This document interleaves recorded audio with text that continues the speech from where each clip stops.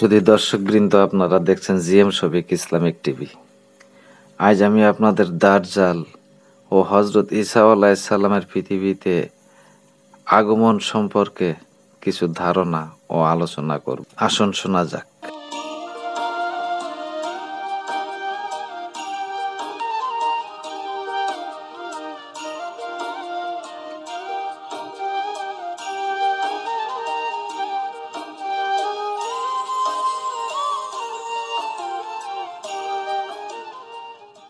দাজ্জাল শব্দের অর্থ প্রতারক, ধোঁকাবাজ। আল্লাহ তাআলা শেষ জামানায় লোকদের ঈমান পরীক্ষা করার জন্য একজন লোককে প্রচুর ক্ষমতা প্রদান করবেন। তার এক চোখ কানা আর এক চোখ টেরা থাকবে, চুল কোঁকড়ানো ও লাল বর্ণের হবে। সে খাটো দেহের অধিকারী হবে। তার কপালে লেখা থাকবে কাফফার, অর্থাৎ কাফের। সকল মুমিনই সে লেখা পড়তে পারবে। ইরাক ও শ্যাম দেশের মাঝখানে তার আগমন ঘটবে। সে ইহুদি বংশোদ্ভব হবে। প্রথমে সে নবুয়াতের দাবি করবে। সেখানে সে 70,000 ইহুদি তার অনুগামী হবে। তখন সে খোদাই দাবি করবে। লোকেরা চাইলে সে বৃষ্টি বর্ষণ দেখাতে পারবে। মৃতকে পর্যন্ত সে জীবিত দেখাতে পারবে। কৃত্রিম বেহেশত দোজক তার সঙ্গে থাকবে, কিন্তু প্রকৃত পক্ষে তার বেহেশত হবে দোজক আর দোজক হবে বেহেশত।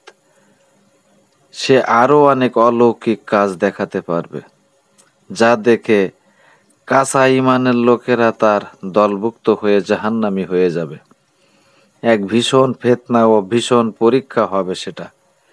দাজ্জাল একটা গাধার উপর সওয়ার হয়ে ঝড়ের বেগে সমগ্র ভূখণ্ডে বিচরণ করবে এবং মক্কা, মদিনা ও বাইতুল মুকাদ্দাস ব্যতীত এসব এলাকায় সে প্রবেশ করতে পারবে না।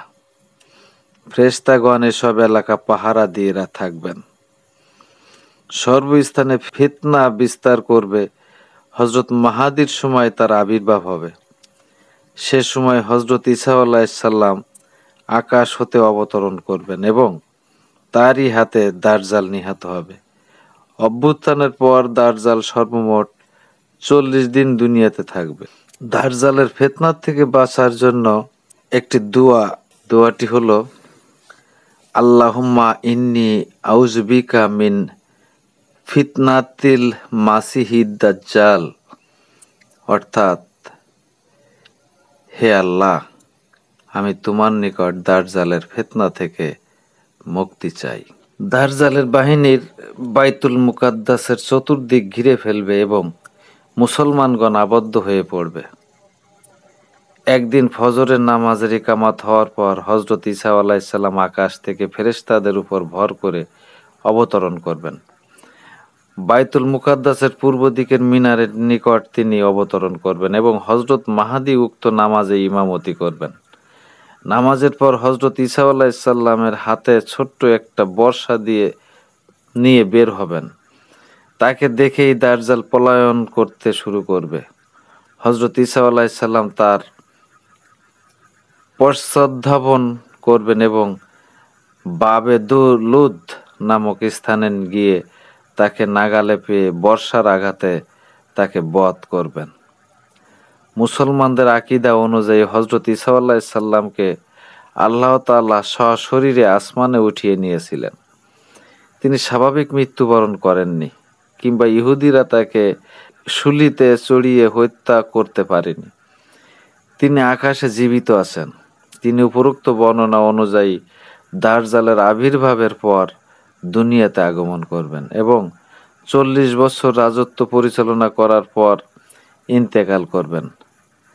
তাকে আমাদের নবী করিম সাল্লাল্লাহু আলাইহি সাল্লামের রওজা শরীফের মধ্যে নবী করিম সাল্লাল্লাহু আলাইহি সাল্লামের পাশেই দাফন করা হবে। হযরত ঈসা আলাইহিস সালাম নবী হিসেবে আগমন করবেন না, বরং তিনি আমাদের নবী মুহাম্মদ সাল্লাল্লাহু আলাইহি সাল্লামের উম্মত হিসেবে আগমন করবেন এবং এই শরীয়ত অনুযায়ী তিনি জীবনযাপন ও খেলাফত পরিচালনা করবেন।